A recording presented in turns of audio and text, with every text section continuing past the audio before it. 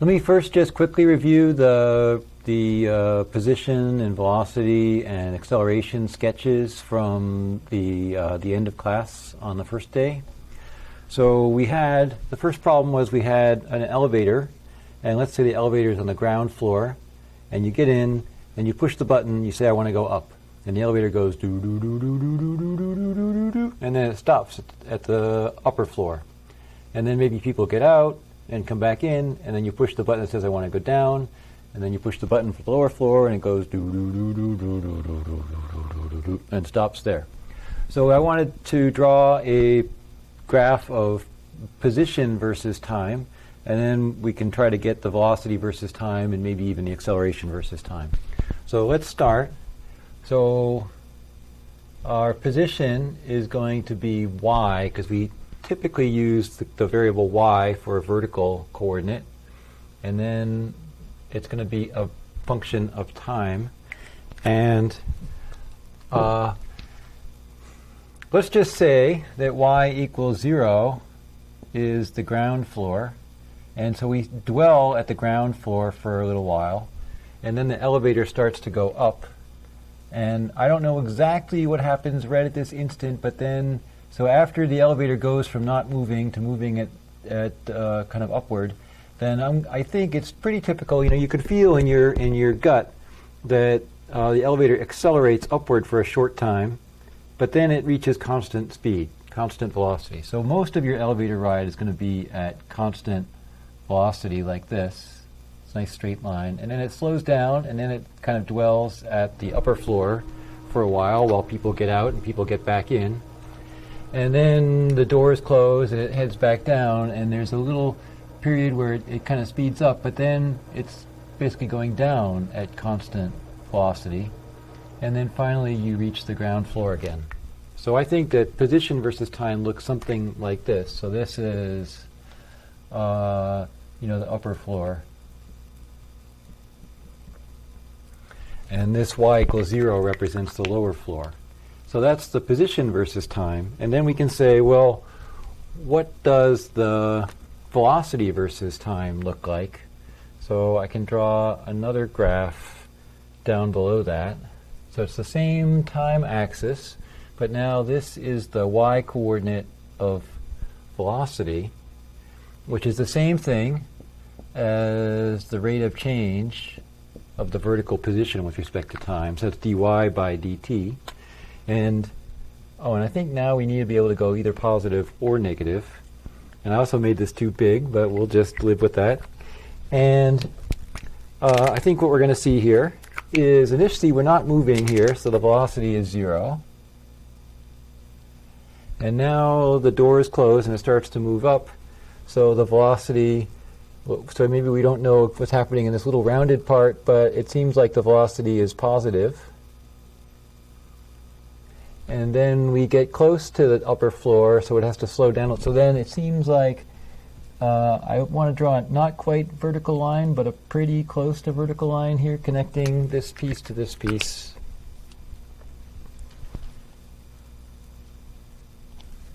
And then, so this feature is kind of right below this feature. And then I want to draw an almost but not quite vertical line here. Okay, so then this feature is kind of connected to this feature. And then, okay, now we're not moving again, so that's 0 velocity. And then the elevator goes downwards, so that's a negative velocity. So I think we're going to see something that looks just like this, but reflected about this vertical axis. So whatever that distance is, it's going to be a similar distance down here. And then it's going to look, oops, so that was supposed to be a straight line. And then this is supposed to be a straight line. So then this, yeah, and then now we're not moving over here after the elevator has stopped back on the lower floor. So then this little feature, whoops, let's see. So this region where we're at, this is like maximum downward speed. And this is our maximum upward speed. And so maximum downward speed corresponds to this straight line portion here of the position versus time. Maximum upward speed corresponds to this straight line position here. And then, see, there's this tiny little curvy part where the elevator is speeding up or slowing down, or it's speeding up or slowing down. And that's this part where the velocity is changing. So maybe it doesn't change totally abruptly because that would be very uncomfortable. So it's changing with some kind of maximum acceleration. And then finally, we have to find a place to draw it. I didn't plan very well for that, but we should draw some kind of a position, some kind of an acceleration versus time graph. So I think the way I'm going to do that is maybe I'll just stick it up here. I don't know. Okay, so we have here is the vertical acceleration, which is the rate of change of the vertical velocity. And then that's going to be versus time. Oh, I really hate to make these graphs not look so good like this. And what is that going to look like? So we want to take the velocity graph and say, what is its change? So here the velocity is not changing. Here the velocity is not. So the velocity is only changing while there's a non-zero slope of this. Right, the acceleration is only non-zero while there's a non-zero slope here. So here the elevator accelerates upward. So there's no acceleration here. And then when we get to this point, now, which is the curvy part here, now there's an upward acceleration that lasts a short time, and then the elevator is not accelerating. And then we reach the point where the elevator wants to slow down as it approaches the upper floor.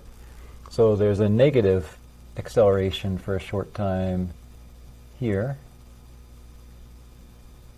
And then there's no acceleration because the velocity is 0 and it stays 0. And now it wants to go from not moving to moving downward, so that's a negative acceleration. So there's a negative acceleration here for a short time. And then we get to the point where we're moving down and we're approaching the lower floor. So then to slow down, we get to the lower floor, there's going to be an upward acceleration because the velocity goes from being negative to being 0. So here the velocity is 0. Here the velocity is going from 0 to positive, so that's a positive change in the velocity, so that's an upward segment of acceleration. Here we're moving at constant velocity, so the acceleration is 0. Then as we approach the upper floor, we have to go from moving upward to not moving, so that's a negative change in velocity, that's a negative acceleration. So that's this little downward blip here. And then the elevator stays at 0 velocity while people get in and out on the upper floor. And now we want to move back down toward the lower floor. So we have negative velocity. Well, we want to go from 0 velocity to negative velocity. So that's a negative change in velocity. So that's an acceleration downward. And then now we go downward at constant velocity. And then we go from negative velocity to 0 velocity, so that's actually an upward change in velocity, right? Because you're going from negative to 0, so that's an upward change. So that's this little blip upward, which corresponds, see that corresponds, here's a positive slope, a negative slope, a negative slope, a positive slope of this velocity versus time curve. So that was the first of the two graphs that I wanted you to discuss. Again, it was just kind of a warm-up exercise, and I didn't give you any background information, so you just have to draw on your group's kind of collective memory of your earlier physics course. So now let me do the same thing for the case of the basketball. In Wednesday's class, one of our examples was, let's take a basketball, and let's say I hold it at a height of about 2 meters, and then drop it, and I'll let it bounce twice, and then I'll catch it. So let's just do that so we have the real video that we can then make a graph of. Do it again. Okay, so I let go of the basketball and it fell under Earth's gravitational force and it bounced. And remember, after it bounced, it didn't make it up to quite the height I dropped it from, because in the bounce it lost some energy. And then I didn't touch it. It bounced again, and it came back up again, not quite to as high as it did on the first bounce, and then I caught it. So let's look at the vertical position. I think I'm going to try to make one big set of axes and draw everything on one big set of axes this time. So here is time. And we're going to start out, this will be the vertical coordinate, y. Maybe I should make y bigger.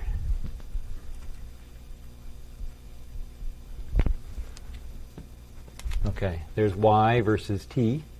And we started out some height above the ground.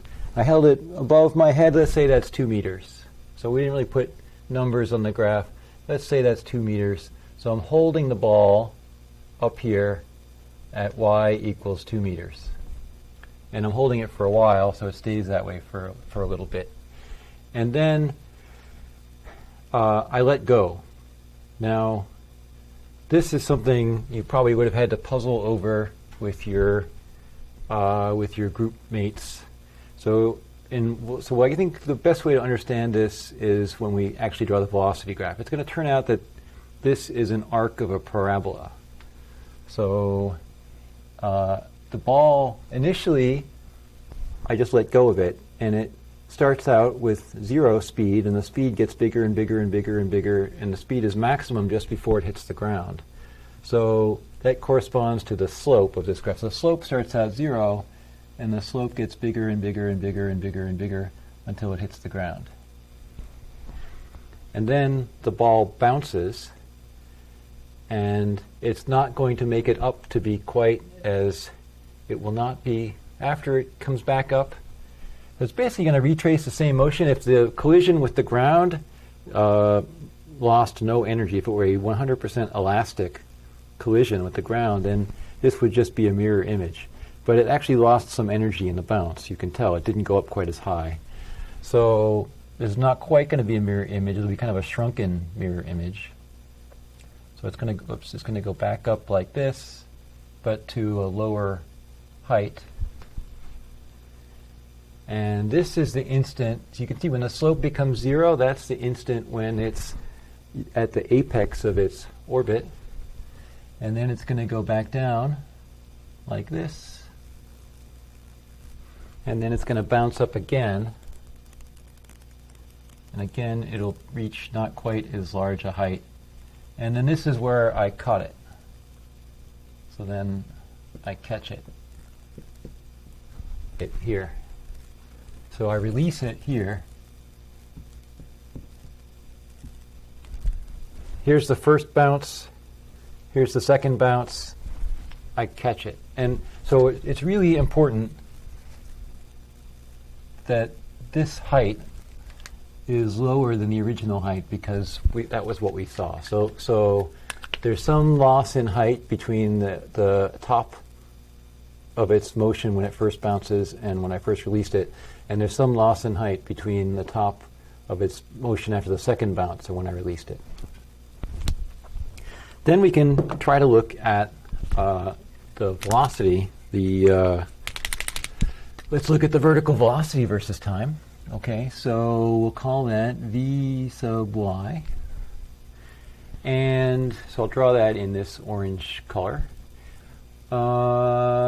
So you see the vertical velocity here is 0. Whoops. So you can see why I'm not an architect. I don't really draw very well. Okay, so then you see the slope of this thing, it starts out 0 and it gets negative and it's more and more and more and more negative. So this is actually sloping down. See, it starts out 0, but it's negative and it gets more and more negative. So it's kind of like that. And it's most negative, so the velocity is the largest downward just before it bounces. And then after it bounces, if it bounced with no loss of energy, then its speed, so speed is the absolute value of the velocity, the magnitude, So if it bounced without losing any energy, the speed immediately after would just be the opposite. It would be the it would be this same magnitude, but on the upper side of the axis. But it actually bounced with a little bit less. It lost some energy, so it actually has an upward velocity which is a little bit smaller than that upward velocity, than the downward velocity just before it bounced. So it's something like that. And this slope, by the way, is minus g, where by g I mean 9.8 meters per second, or in old-fashioned units, 32 feet per second. So that same slope is going to be the slope here, because that just represents the fact that the only force acting on the basketball is gravity, or ignoring air resistance. So I want to draw that same slope. Oh, now we can really see the limitation of my drawing, probably, because... Okay, so we're going to go down with that same slope. And you see, it crosses through 0 here. That makes sense, because this is where it's highest in the air. And at the point where it's highest in the air, it's momentarily at 0 velocity, just for an instant. And now it keeps going down like that. So that makes sense. See, here it has an upward velocity, which is big, and it's a smaller and smaller and smaller upward velocity. At this instant, it has 0 velocity, and then it's negative velocity, and it's a bigger and bigger and bigger negative velocity. Now it bounces again, and we want to make sure that this goes up a little bit less than that to represent that sort of loss in energy. Now there's a little... if I really want to do this perfectly, I think I exaggerated this difference in velocities, and I'm exaggerating it here even more. I'll explain that in a second. This is beyond, like, you don't have to be that subtle. In fact, you didn't even have to get to this second problem. I just wanted to make sure you had some way to practice working in groups. But then we did something like this, and then I catch it, so now the velocity is 0. Okay, so again, here the slope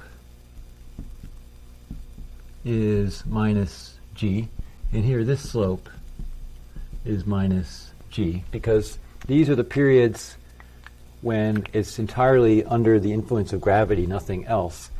And then, see, there's a big positive slope here, which is the elastic force. This is when the basketball is decompressing. Well, actually, it's compressing and then decompressing. So then if we draw the vertical acceleration in, so this vertical velocity, again, was dy by dt. And this vertical acceleration was d velocity y by dt. So the slope here is 0, and so it's basically the slope of this curve. So that's fine. It's just like that. And then we have something that's minus g. I'm going to make minus g be kind of small here because... Okay, so that's fine. And see, over here, the slope is also minus g. And over here, the slope is also minus g. And then the slope is 0 of the orange curve, because the purple curve is the slope of the orange curve. Now the thing is, notice that we pretty abruptly go from a negative velocity to a positive velocity. So in order to do that, for a short time, you need a very big positive acceleration. So if you were an ant riding on the basketball, you would find that instant when the ball bounces quite uncomfortable. As if you were in, a pretty rough amusement park ride. So here the slope is minus g, so the acceleration is minus g. Here the acceleration is some much bigger than g in magnitude positive number. Here it's, again, negative g. And here it's, again, this much bigger than g positive number. And here it's minus g. I think that makes sense. This might be, I'm trying to think, should this be just as big as this, or should it be a little smaller? I actually don't know whether it should be about the same or a little smaller. Yeah, I'd have to think about it. So I'm not going to think about it here while you watch. So another thing is, if you remember, you don't have to remember this, but if you remember, one way we relate this, so at this point, the energy is all kinetic. So it's kind of the form like 1/2 mv squared. And here the energy, by the time we get back to here, the energy is all potential. So it's kind of this form mgh, where h is just the biggest value of the altitude. So notice that when we bounce, so when the ball bounces, the velocity the speed, the magnitude of the velocity just after the bounce is smaller than the magnitude just before the bounce. And then here you see this height at the end of well after the first bounce is smaller than this height before we release it. And this height is even smaller. But this is just 1 power of h, and this is 2 powers of v. So I actually think, see, if this height gets smaller by like 20%, and let's say this height gets smaller by like 20%, then roughly, so if you have like 0.9 squared is about 0.8, if you lose 10% and you square that, that's like losing 20% approximately. So I actually think that if this is like a 20% drop and this is like a 20% drop, then this should have only been like a 10% drop in speed, because you square this, because you have v squared in just after the bounce there's some speed that's squared, and then that all turns into, you see, this mgh, gravitational potential energy. So one thing I did not quite right when I drew this bouncing is I made this ratio of speed after the bounce to speed before the bounce more dramatic than this ratio of height after the bounce to height before the release. And it should have been the other way around. So if this is like, let's say this is 1.0 and this is 0.8 and this is 0.6, then I think this should have been like 90% as big as this, and this should have been like 90% as big as this. So that's one way that when I just went through and drew this kind of off the cuff, I didn't do quite as good a job as I could have. Still, this was mostly just to kind of get your physics brain cells working again, because I know it's been at least a year since you did physics before, and for many people it's been longer than that. Okay. So now let's move ahead and talk about forces. I'm going to erase, we'll talk about forces. Here, by way of review, is a problem we like to talk about in Physics 8. I pull on a cart. The cart moves. I don't move. Why don't I move? I pull on the cart. The cart moves. I don't move. Why is that? And I guess the obvious answer is the cart is on wheels. I'm wearing sneakers. To put that into physics terms, there is a frictional force between my feet and the floor because my sneakers have give me good traction on the floor, but there is no such frictional force for the cart because the cart is on good wheels. So let's see if we can make things more equal.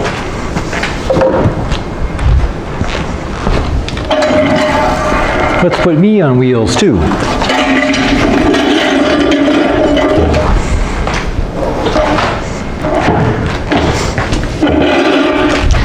Now, I pull on a cart. Oh, we both move toward each other.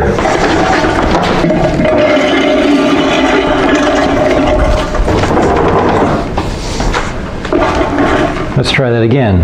I pull on the cart, and we both move toward each other. This cart is pretty massive, so I think that explains why I accelerate more than the cart does. Try it one more time. I pull on the cart. So of course the cart is pulling back on me by Newton's third law. And since now neither of us has any significant friction with the floor, we accelerate toward each other. Ow. Good. But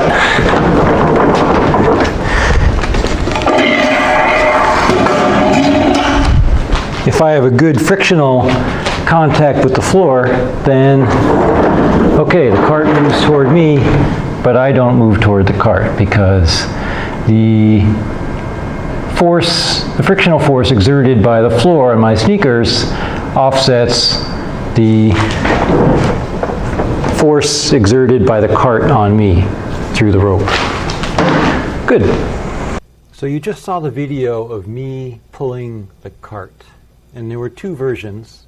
In one version, I'm standing on the ground wearing sneakers. In the other version, I'm standing on a kind of skateboard that eliminates the friction between me and the ground. So let's first talk about the version where there's no friction. So I'm going to draw, first I'll just draw a little picture of the scenario. So here is the box. And it's actually a little cart. I suppose it's a cart and it's on wheels, come to think of it. And then there's me.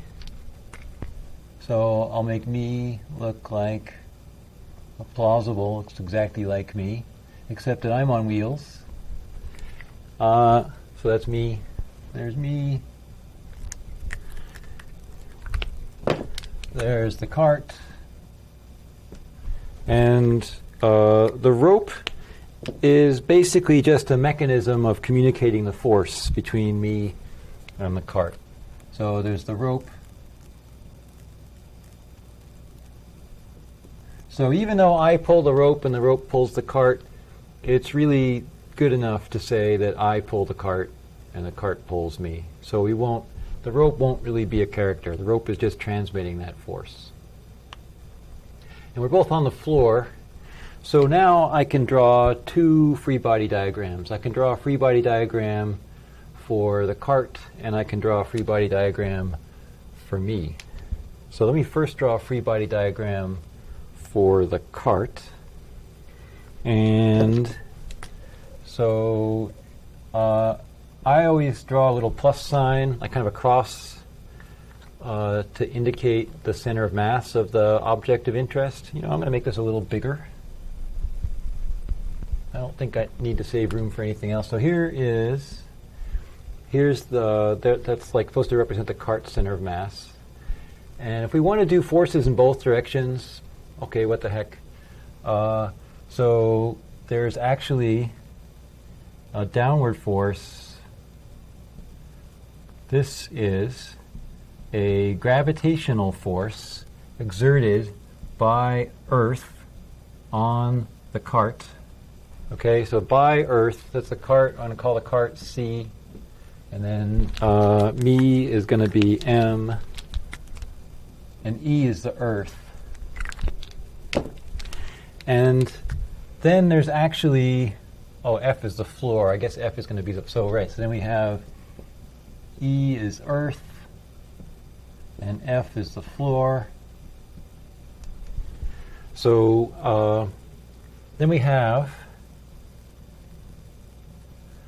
a contact force. Also, by the way, the magnitude of this force, you might remember, is mg, where m is m of the cart, mass of the cart times g.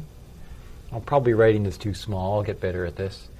And then we have a normal force, or a contact force. I'll call it the normal force. And this is by the floor on the cart. And because the cart is not accelerating vertically, this is also going to equal mg. It has to, m cart g, because the cart's not going up or down. It's not accelerating up or down. And there's this gravitational force here. So what keeps the cart from accelerating vertically must be that there's this normal force balancing it. Then there's this, so I'm pulling on the rope. So now there's a force in this direction. This is the contact force, or it's also the same as the tension in the rope, but that's kind of a detail you don't have to remember right now. So this is exerted by me on the cart. And that's just whatever force I'm pulling with. I want to draw, I didn't leave myself much room.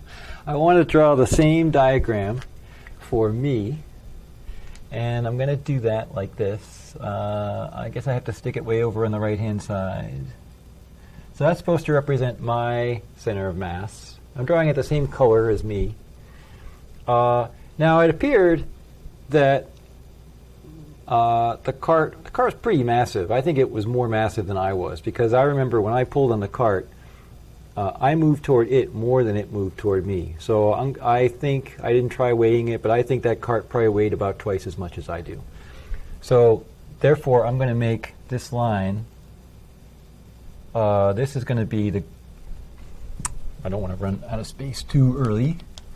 So this is going to be the gravitational force by Earth on me, and that equals my mass times g, m for me. And then there's an upward force, which is the floor on me, and these are the same. Oh, I guess it's a different, of course it's different from this, but it's the same. I'm not accelerating upward or downward. So the normal force, this is the normal force by the floor on me, and that also equals my mass times g. So, okay, these two forces balance. I'm not accelerating up or down. These two forces balance. The cart is not accelerating up or down. The purple lines are bigger than the green lines because the cart, I think, is more massive than I am. Let's say by about a factor of 2. But now, this is where Newton's third law comes in. You say, how big should I make? So you know that if I'm pulling on the cart, then the cart is also pulling on me. So how big do I make this line? And you might say, well, gee, all of the green lines are smaller than the purple lines. Maybe I should make it smaller. But no, Newton's third law says that if I am pulling on the cart with a force of a given magnitude, then the cart is pulling back on me with a force of that exact same magnitude in the other direction.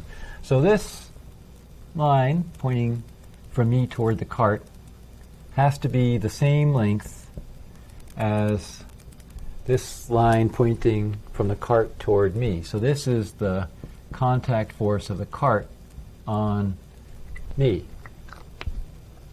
So the force exerted by me on the cart is the same magnitude as the force exerted by the cart on me, but they point in opposite directions. So I'm pulling, in this diagram, I'm pulling the cart that way, to the right, and in this diagram, the cart is pulling me to the left.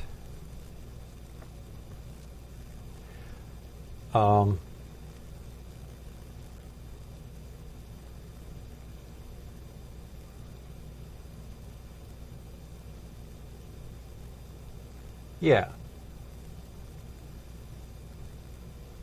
So I move toward the cart moves toward me. So you can see vertically that the cart doesn't accelerate vertically. You can see vertically that I don't accelerate vertically. But if you look at the horizontal forces, I'm going to accelerate that way, and the cart is going to accelerate that way. Also notice that in the free body diagram, this is the free body diagram for the cart. In the free body diagram for the cart, you only include forces acting on the cart. In the free body diagram for me, you only include forces acting on me. So notice this is the floor on the cart, me on the cart, Earth on the cart. This is the floor on me, the cart on me, Earth on me. So everything in the cart's diagram is on the cart. Everything in my diagram is on me. And the place where Newton's third law comes in is it allows you to say that these two lines have to be the same length, and they point in opposite directions. Because the force by the me on the cart and the force by the cart on me are an interaction pair, we say. So by Newton's third law, the force by me on the cart is the same size as the force by the cart on me, but in the opposite direction. So now I'm going to accelerate toward the cart. The cart's going to accelerate toward me. So we can use Newton's second law. And Newton's second law, so Newton's third law allowed us to relate these two arrows to each other. Newton's second law says that the acceleration, and we're going to say in the x direction, because this is typically we say this is the x direction and this is the y direction. So the acceleration in the x direction of the cart is this force, the contact force of me on the cart divided by the mass of the cart. And then the acceleration in the x direction of me is the force, the contact force. C means contact, it also means cart here. Maybe I should have chosen a different letter. This is the force by the cart on me divided by the mass of me. Well, again, I use m for mass, I also use m for me. So these two numerators are the same size, but the denominators are different sizes. So if we say maybe this, let's say that I moved, oh, by the way, I moved to the left, so the cart's moving to the right. So this seems to be, let's say this is minus 2 meters per second squared. Then let's say this turned out to be plus 1 meter per second squared. I mean, this is assuming the mass of the cart is 2 times the mass of me. So if the mass of the cart is twice my mass, then if I accelerate toward the cart with, say, 2 meters per second squared, the cart's going to accelerate toward me with 1 meter per second squared. So it's the same force, although when the cart sees a force pointing to the right, I see a force pointing to the left, but it's the same magnitude force. But because the cart is more massive than I am, I accelerate toward it more rapidly than it accelerates toward me. You won't have to do too much of that in Physics 9. It's really the focus of Physics 8. But it's sort of expected that you've seen it before, so that if it's used in an explanation, then it's not totally unfamiliar. So we draw a picture of the scenario. We think about what the forces are. We draw a free body diagram, one diagram per relevant object. We enumerate all the forces on each relevant object, and the diagram helps us to do that. Where pertinent, we use sometimes we use this concept of equilibrium, that the acceleration is 0, to say that these arrows have to be the same as each other, these arrows have to be the same as each other. Sometimes we use the third law to say these two forces are just different sides of the same coin, so they have to be the same magnitude and point in opposite directions. And then we go over and we say, okay, now we're going to add up all the forces in the x direction. And there's only one force in the x direction acting on me. There's only one force in the x direction acting on the cart.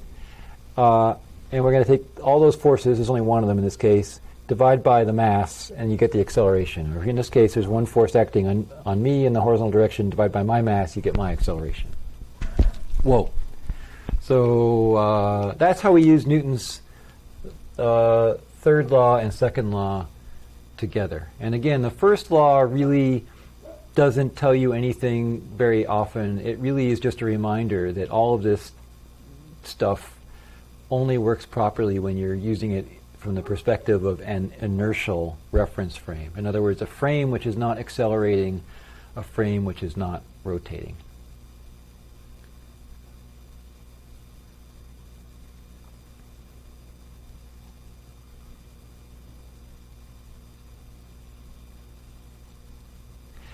Now let's edit this picture for the case where I am wearing my sneakers on the floor. There's no skateboard underneath me.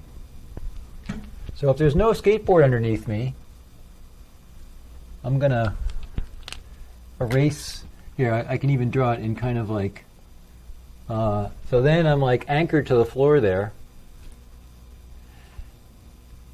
And then if my sneakers have good friction, So I'm pulling on the cart's pulling on me, the cart is accelerating toward me. I'm not going to accelerate toward the cart. The reason I'm not going to accelerate toward the cart is because, and this is another arrow, the arrow is pointing that way, and it's the same length as these other two arrows. So this arrow, and this arrow are all the same length. And this is a frictional force of the floor on me. So I know the subscripts are a little tricky here, and the letters might be a little small. Let me try to read it out loud. So we've added to this picture, there's a frictional force now. There's a frictional force, that's what this F is. In fact, I mean, sometimes we say S for static friction, okay, F for frictional or S for static friction. It doesn't really matter what letter you use there. But it's on me, it's on my diagram, so it had better be a force acting on me, and it's by the floor. So the floor is pushing up on me, and the floor is also preventing me from moving toward the cart. So that's the normal force, the floor pushing up on me, and there's also the frictional force, the floor preventing me from slipping. So now if you say, what am I doing? You see, this force is still there, but then there's minus this frictional force of the floor on me. And these are the same size, but they point in opposite directions, so they cancel each other out. So now this is going to be 0 meters per second squared. I'm not going to accelerate, but notice we didn't add anything to the diagram for the cart. So the cart is still going to accelerate toward me, but now I'm not going to accelerate toward the cart because the frictional force exerted by the floor on me is offsetting the contact force, like transmitted through the rope, of the cart on me. I pull on the cart, that's this arrow. By Newton's third law, the cart pulls back on me, that's this arrow. These are the same size. And then because the static friction exerted by the floor on me will try, I mean, unless I slip. If it's like too big a force is needed, eventually I'll slip, because you know friction eventually gives out. But as long as friction isn't going to give out, that depends on how good my sneakers are. So like if I'm on a kind of slippery surface, friction will give out sooner. If I have like really good soccer cleats, football cleats, my friction will not give out so soon. Anyway, so assuming that friction holds up, and you didn't see friction give way, so it did hold up in the movie, then this arrow will be however big it needs to be to stop me from moving. So these two arrows are the same, they cancel each other out. So this force is the same size as this force. So now, see, there's the net force on me vertically is 0, and the net force on me horizontally is 0. But the net force on the cart horizontally is in the direction toward me. So that's how you see the cart accelerate toward me, but I stay put. Okay, and again, in Physics 8, we would go through this again and again, and you would really understand it perfectly. In Physics 9, we just don't want it to be totally unfamiliar, because sometimes using forces is part of the explanation of how the Physics 9 topics work. We could even do something simpler that involves just me. Here I am. I walk forward. That seems pretty easy. But then imagine that you're on a sheet of ice. Here I am. Here I am. I walk forward. Oh, yeah. Because to push myself forward, I need the floor to push me forward. So we're going to pull out, this is like yanking the tablecloth out from underneath all the stuff on the table. So we're going to go 1, 2, 3. Amazing! So in that last video clip, you saw Mary. Let's put Mary over here. And Mary was on roller skates. And then you saw a little cart underneath Mary, and it was also on wheels. And then you saw me over here.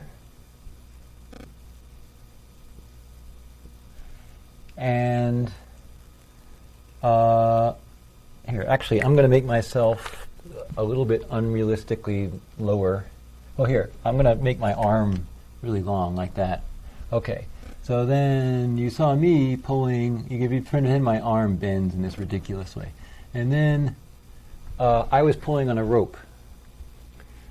And then I am anchored to the floor because I'm wearing good sneakers. But Mary's wearing roller skates, and underneath Mary is another little skateboard-like thing. So then I yank on the rope, and what did you see? You saw that the little board thing on rollers, the little cart underneath Mary, came rolling out from under her, but Mary didn't move at all. I mean, I guess she moved downward by the 10 centimeters between what she was standing on before and the floor, but horizontally, she basically didn't move at all. And you could say, well, how do we explain that? And if you draw a free body diagram for Mary, so here's Mary, and this is a free body diagram for Mary, and there's Mary's weight. So that's a force gravitational by Earth on Mary, which equals her mass times g.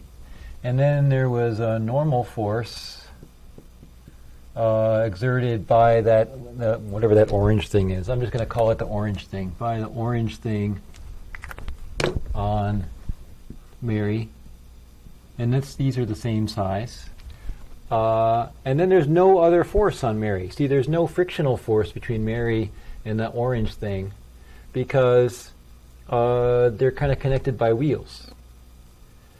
Okay, and then meanwhile, I guess we could draw a free body diagram for this thing. Well, I don't know if we want to, but I mean, vertically somehow I guess we could do it. We didn't intend to do it, but we could do it. So here's the orange thing.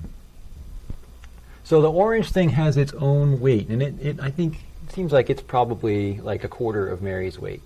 So this is the gravitational force by Earth on the orange thing, which I don't want to name. I don't know what to call it. And then what else? Oh, now there's the contact force by Mary. See this force, there's another force the exact same size as this. So, well, this is actually better than I realized. So, yeah, there's the contact force by Mary on the thing. Okay. So this downward orange arrow is the same size as this upward purple arrow because this is the orange thing pushing up on Mary, and this is Mary pushing down on the orange thing. But you know that orange arrow is the same length as this arrow, is the same length as this, which is just Mary's weight. It's her mass times g. Okay, now you know the orange thing is not accelerating up and down, so we need an upward arrow. And this upward arrow equals this length plus this length. So this upward arrow has a length which is this length plus this length. And this is the normal force of the floor on the orange thing that I don't have a vocabulary word for. That's vertically. Horizontally, well, you see there's no friction because it has wheels, but there is a force pointing this way, and this is the contact force by me on the crazy orange thing. And then you could draw a diagram for me, and it's okay, so here I am. So then you say, okay, what's gravity doing to me? Well, I think I weigh like about 30%, 30% more than Mary does, 30% more. So my gravity arrow is a little bigger. This is gravitational force of Earth on me. And then you know I'm not accelerating up or down. So this is this is straight up. It's just my limited drawing skill. So this is the normal force of the floor on me, and I guess that's 1. We're going to call this 2. These are the same because I'm not accelerating up or down.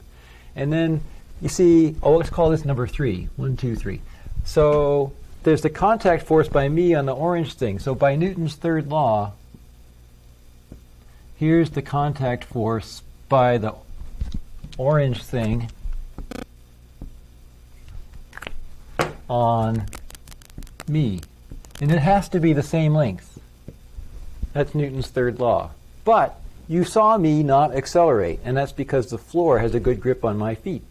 So now there is this same length. This is the frictional force, which you could call static friction, S, if I just say F for friction, of the floor on me. So all the forces on me balance. I don't accelerate. All the forces on Mary balance. She doesn't accelerate, except for that tiny little, at some point this thing disappears and she goes down to meet the floor. But horizontally, she doesn't accelerate. But the orange thing, the thing we're drawing in orange, the little wheeled cart underneath Mary, does accelerate. It accelerates to the left. So I think that turned out to be a better example even than I expected. So I'm standing here. I have a good grip on the floor. Mary's standing here. She's completely isolated horizontally by her roller skates. Here's the cart. The cart is also has the rope attached to it. I'm going to pull on the rope, and the cart comes out from underneath Mary, but Mary does not accelerate, certainly not horizontally, just for a short instant vertically to reach the ground. And I don't accelerate at all.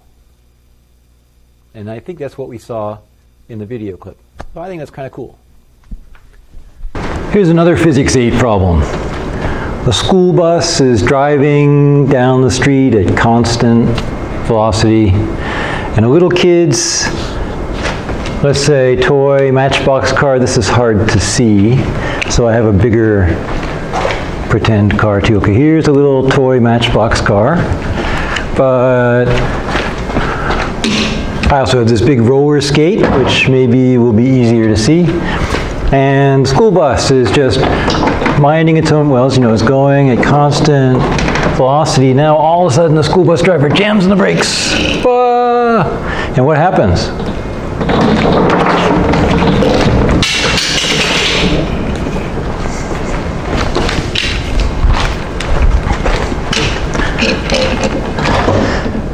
So school bus is going down the street. All of a sudden the school bus driver, jams the brake. What happens?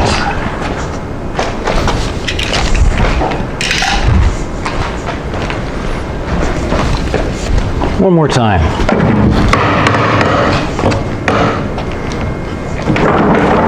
Oh, you saw that.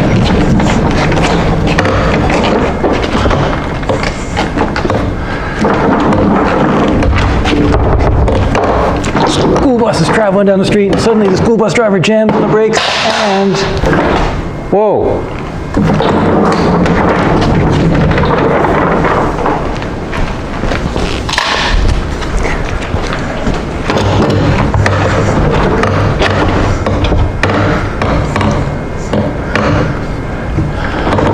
School bus is driving down the street, all of a sudden the school bus driver jams on the brakes, and whoa. And the question is, what is the most straightforward frame of reference from which to analyze that scenario? Which is the frame of reference in which Newton's laws work as you've learned them.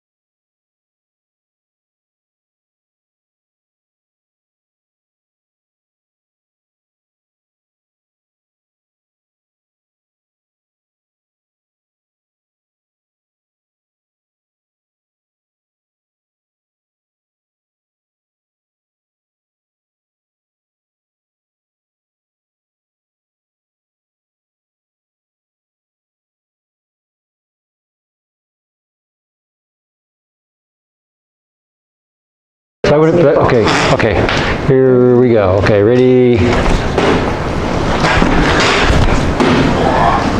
I can't. Oh, okay. Sorry. That's pretty good. I'll do one more take on that. One more take. Okay, so I'll start just out of the frame like this. Okay, and then you might as well be a little closer, I guess, so that, okay. Sorry. I had to stop on that one. Okay, that's good. Now you're out of frame. Okay, good. That's good.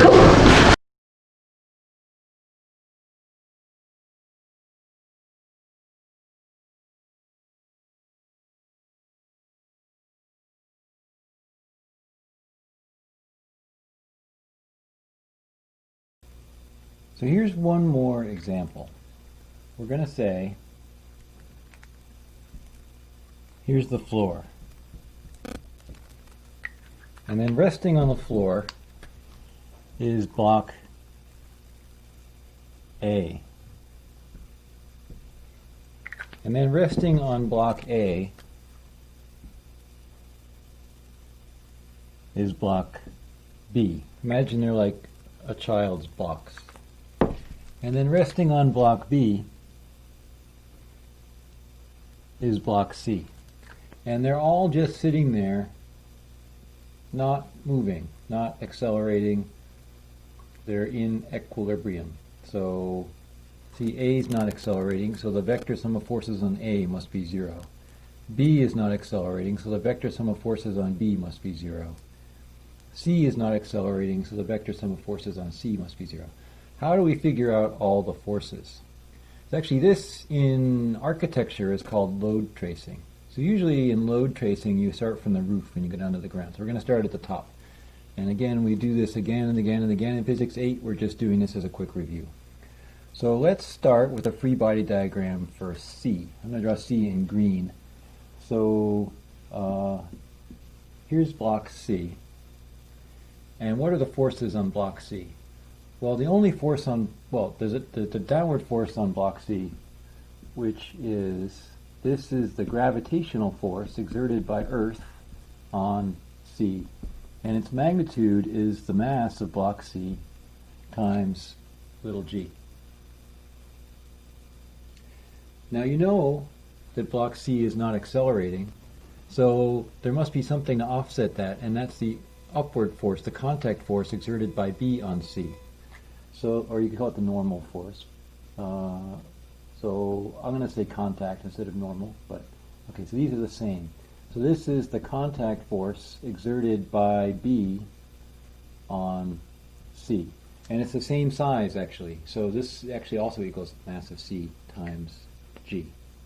Okay, so then from the fact that there are no arrows horizontally and the two vertical arrows offset one another perfectly, they balance each other. So the acceleration of C is 0. It's kind of by design, by construction. Now let's draw a free body diagram for B. I'm just looking to see if this is, oh, maybe that's a little easier to see. Okay. So now let's draw a free body diagram for B. We'll put it here. Okay, there's B. B is in orange. So we know that gravity is acting, and I made this bigger, so it's probably a bigger mass. So we're going to say here is, it's a little bigger than that, here is the gravitational force, Earth, on B. So that, its magnitude of that is going to be B's mass times little g. Little g is 9.8 meters per second per second. Now, see, you can't, it's not so fast. You can't just draw the normal force and say they cancel, because you know if B is pushing up on C, then C must be pushing down on B. So there's this arrow, which is, okay, so we have to draw an arrow the same length as this. So it's the same length as this. And this is the contact force by C on B. So that's just the Newton's third law complement of this force. Ah, this was a good mistake. what did I do wrong here? This is the correct size, but it points in the wrong direction. Ha! So actually, yeah, that was a nonsense. Okay, I knew I did a nonsense here. This is the contact force by C on B. It points down, not up, right? Newton's third law says that the force exerted by C on B is the same magnitude but the opposite direction as the force exerted by B on C. Oh, that was really good. Sometimes mistakes are helpful. So that points down, and it's the same magnitude as this but the opposite direction. So now we want, see, these two things together have to be offset by the force exerted by A. So now we want to draw something up like that. And it's this length is the sum of these two lengths. So maybe a little too big, but anyway, this plus this is going to be this length.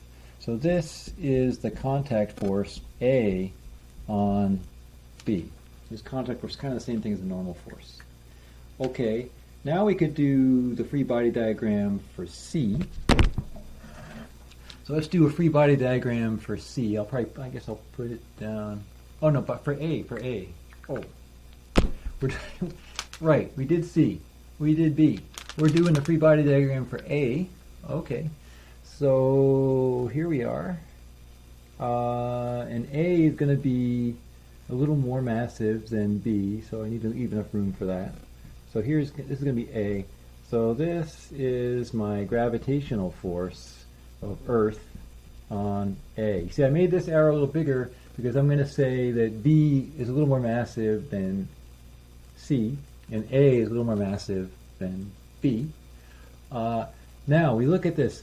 This is a force exerted by A on B. So there has to be another force that same size, opposite direction. And it looks okay. So it seems like it's something like that. It's whatever. So whatever this length is, two hashes. So same thing. This is the contact force of B on A. Contact force exerted by B on A. And okay, that's good. Now the floor is going to exert a force on A that offsets these two things together.